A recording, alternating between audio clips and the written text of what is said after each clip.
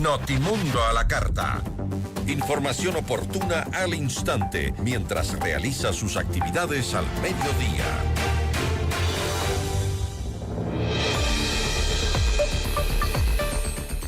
El próximo 16 de noviembre, Ecuador acudirá nuevamente a las urnas para decidir en una consulta popular y referéndum que podría redefinir el rumbo político del país.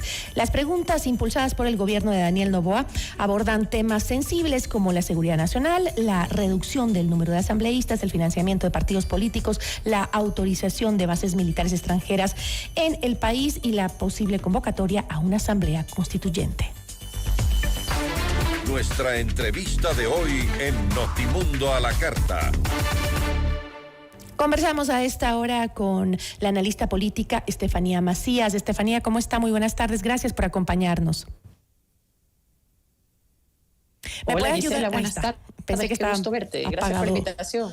Muchísimas gracias. No la escuchaba bien. Pensé que estaba apagado su micrófono. Doctora, ¿cómo describiría usted el momento político que vive hoy el Ecuador en vísperas ya a la consulta del 16 de noviembre? ¿Cuáles son los principales factores que condicionan el voto ciudadano hoy por hoy? Bueno, podemos ver una campaña sui generis. Podemos ver, y lo hemos analizado desde la perspectiva digital, en territorio y líderes de opinión. Y en la digital lo que podemos ver es algo interesante, que es que hay una ciudadanía empoderada que está generando contenidos. Esto es interesante, ¿por qué? Porque ya no esperas a la información o el mensaje empaquetado de la coordinación campaña A y la coordinación B. Estamos viendo el uso de inteligencia artificial en los jóvenes para generar su propia narrativa a favor o en contra. Estamos encontrando el uso del cóndor. Hace tiempo que no veíamos la incorporación de símbolos patrios como símbolo de identidad en campañas. Me ha parecido súper interesante. Y 3, una de las cosas que podemos analizar dentro de los spots es que inclusive en la campaña del no, especialmente en la campaña oficial del no que dice nones preguntones, hay una frase en la cual dice: le damos un merecido para que enderece, le damos un correctivo para que enderece. Y eso es interesante porque estamos viendo que los focus groups, lo que puedo interpretar, los focus groups están hablando de que la ciudadanía está haciendo esto un tema de temática, más no un tema de aprobación o no del presidente, al punto en el cual lo que podemos ver a través de ese mensaje es que los números del presidente están suficientemente bien como para que la campaña solo le diga al usuario: vota por esto para que hayan correctivos, más no un voto rechazo. Esas son las tres variables que hemos encontrado. Y la última, el humor. Sabes que hace tiempo no veíamos la incursión del humor dentro de la campaña. Tanto el sí como el no han incorporado humor, no solo en la parte digital, sino en territorio, y eso me ha parecido que es digno de destacar. ¿Pero crees que podemos hablar que se trata directamente de un movimiento en redes muy orgánico, o estamos hablando de que esta vez, si se fijaron, los partidos políticos, aquellos que están participando en la campaña, ya sea por el sí o por el no, se dieron cuenta finalmente de que los votantes están en las redes? La mayoría de ellos son jóvenes que se mueven y se informan a través de las redes sociales, ¿no? Y que esas campañas están justamente dirigidas a ellos, no necesariamente que son ellos los que generan el contenido. Lo que pasa es que si lo ve, sí, pero no. Sí hay unos paquetes comunicacionales generados por la campaña, pero en cambio ves una narrativa y unos spots, especialmente en TikTok, que son muy rudimentarios. Y eso es importante porque este empoderamiento ciudadano, siempre hablamos de que los jóvenes son apolíticos, los jóvenes rechazan el status quo, pero yo siempre digo, sí, pero no, porque en Ecuador, al ser el voto obligatorio, los jóvenes al final del día tienen que tomar una postura política. Y hoy estamos viendo en redes el movimiento de las campañas orgánicas, tanto a favor o en contra, sí o no, pero se están movilizando, y eso me ha parecido algo digno de destacar. ¿Y crees que eso refleje también qué tan informados están realmente los votantes sobre las preguntas del referéndum y cómo esto influye o va a influir en el resultado entre el sí y el no? ¿Estamos informados los ecuatorianos?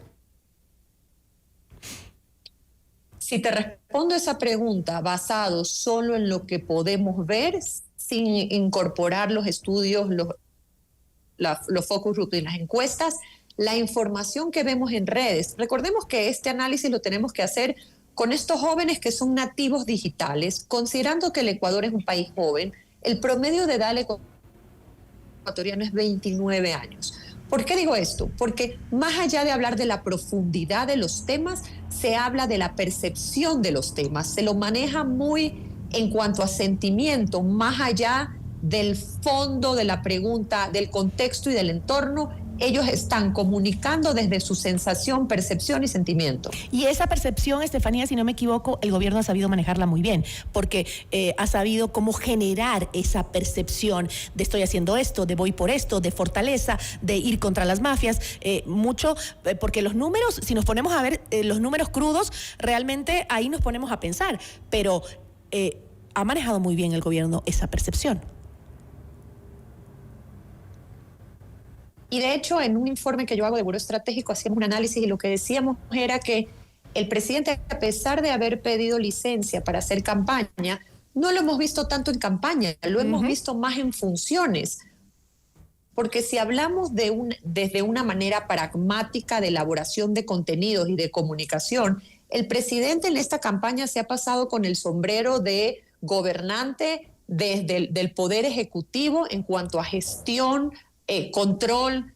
En cambio, no ha sido una campaña en la cual hemos visto tarimas, no hemos visto marchas, hemos visto una comunicación más desde la arista formal de la gobernanza, versus una campaña de la oposición, del no, que a pesar de que tiene una o dos campañas formales, el resto ha sido muy esporádico. Cuando digo esporádico es porque las organizaciones sociales, por supuesto, se han activado, pero no ha habido una congruencia en cuanto a, no quisiera congruencia, una disciplina del mensaje en la cual todos reproducen una unificación, los mismos argumentos para multiplicar el efecto.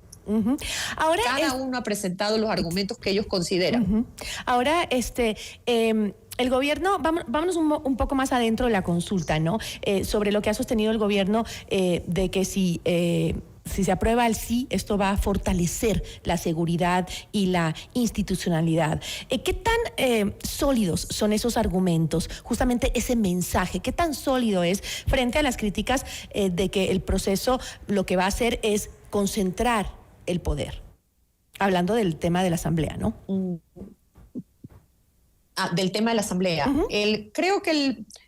Creo que las preguntas se dividen solo en cuatro. Uno, en el tema de seguridad, definitivamente la data habla de cuán las bases especial pueden ser bases de otras partes del mundo, pero la data que yo manejo es las bases extranjeras americanas en Latinoamérica, el Panamá, Curazao, Honduras, el Colombia, las bases que han sido de Estados Unidos. Los números hablan de un beneficio para el país, ya que estas bases, que se llama FOL, que es solo de inteligencia, acompañamiento y entrenamiento, nunca se pierde soberanía y los números han mejorado de una manera importante lo que es monitoreo, rastreo y temas de alianza estratégica. En el tema de lo que son la pregunta política, que es la de disminución de asambleístas y la que es recorte presupuestario para los partidos, me parece que es una respuesta a un clamor ciudadano de una especie de catarsis. Creo que es el ciudadano común responsabiliza de su realidad a los políticos y al status quo, y esa es la manera para ellos de alguna manera castigar con su voto esa insatisfacción de sentir que los políticos no han sabido estar a la altura de sus preocupaciones y necesidades. Sí, pero el bajar el número no nos garantiza calidad. El bajar el número de asambleístas no nos garantiza calidad, ¿no? Eso dicen algunos de los analistas también. Si bien sí es verdad lo que tú dices, es una visión creo que generalizada, por eso tiene tan baja popularidad el legislativo, ¿no? Pero a la final, ¿vamos a mejorar? ¿Eso va a cambiar en algo? Creo que con menos número de asambleístas tienes que manejar, vas a tener mucho más responsabilidad. Creo que los americanos usan una palabra maravillosa que es accountability. Vas a tener que tener mucho más responsabilidad de tu quehacer, porque ya no van a ser tantos, sino que cada provincia va a saber quién es responsable de su realidad, quién es responsable de votar a favor o en contra de las leyes que afecten o no a la región. Y eso me parece desde un punto de vista de responsabilidad y de rendición de cuentas que robustecería un poco el debate. Ahora, del lado opuesto, quienes promueven el no hablan de los riesgos democráticos, de la pérdida de soberanía que mencionaste y diste algunos ejemplos de bases militares en Panamá, en Colombia, en algunos países de la región que ya han existido. Hablabas de resultados positivos que ha dado en la generación de ese apoyo a las fuerzas del orden, pero otros dicen que no hay resultados tangibles en los países en donde se han asentado esas bases militares. ¿Qué tan creíble es esta versión? Como te decía, nosotros hicimos en Buró Estratégico un análisis pormenorizado sobre las bases y los niveles. Y lo que te puedo asegurar es que la soberanía hay que entenderla como el territorio en lo cual las bases estarían como invitados, con una letra chica bastante clara del delineado. En este caso hicimos un estudio sobre las bases estadounidenses en Latinoamérica y vimos que al final del día son unos aliados estratégicos invitados. La soberanía nunca se pierde, ya que el territorio sigue siendo ecuatoriano y lo que se hace es un aliado estratégico de acompañamiento, logística e inteligencia y entrenamiento. De ninguna manera, en ninguna de las bases actuales que están en Latinoamérica hay pérdida de soberanía. Ahora también otra de los cuestionamientos a este punto que he escuchado de los analistas es también el hecho de que dependiendo qué país le abramos la puerta para establecer una base militar, también nos encasilla tal vez en un apoyo en una geopolítica difícil. Por ejemplo, la relación que tiene Estados Unidos con China. Nosotros tenemos otra relación con China. Y esas a veces podrían ponernos en una posición difícil, dicen algunos.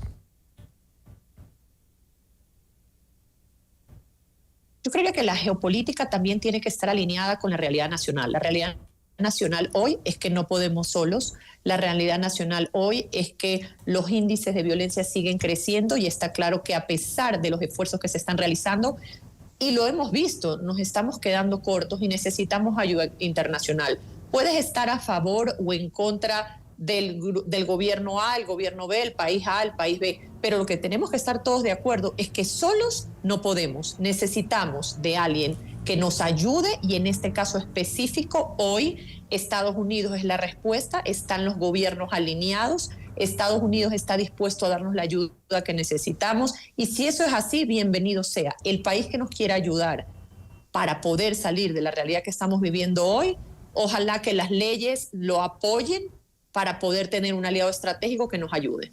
¿Y cuál sería el panorama político? ¿Cuál sería el escenario en el caso de que triunfara el no en la consulta? ¿Cómo cambiaría el tablero para el gobierno y para la oposición? Creo que si llegase a ganar el no, a pesar de que no podemos dar cifras y estamos viendo que los focos en las encuestas están hablando de una holgura que alejaría un poco de esa realidad, si en el supuesto conceptivo que esto se diese, creo que sería un poco de replegar fuerzas, identificar dónde puedes lograr ciertos cambios a través de la Asamblea y te tocaría buscar esos votos, porque recordemos que para llegar a hacer los cambios que se necesitan a través de la Asamblea, necesitas más de me equivoco, me parece que son 111 votos. Y hoy, con la mayoría que el presidente y el gobierno ha logrado, dependiendo de las leyes, ha llegado entre 70 y pico y 80. Entonces sería un reto adicional. Creo que parte de ser gobierno es entender que yo siempre digo que gobernar no es la ausencia de malestar o de protestas, es la habilidad de entender y conectar con la ciudadanía y seguir adelante. Interesante. Yo le agradezco muchísimo, Stephanie, por habernos acompañado. Muchísimas gracias. Gracias por la invitación. Que tengan buen día. Igual nos acompañó Stephanie Macías, ella es analista político. Notimundo a la carta.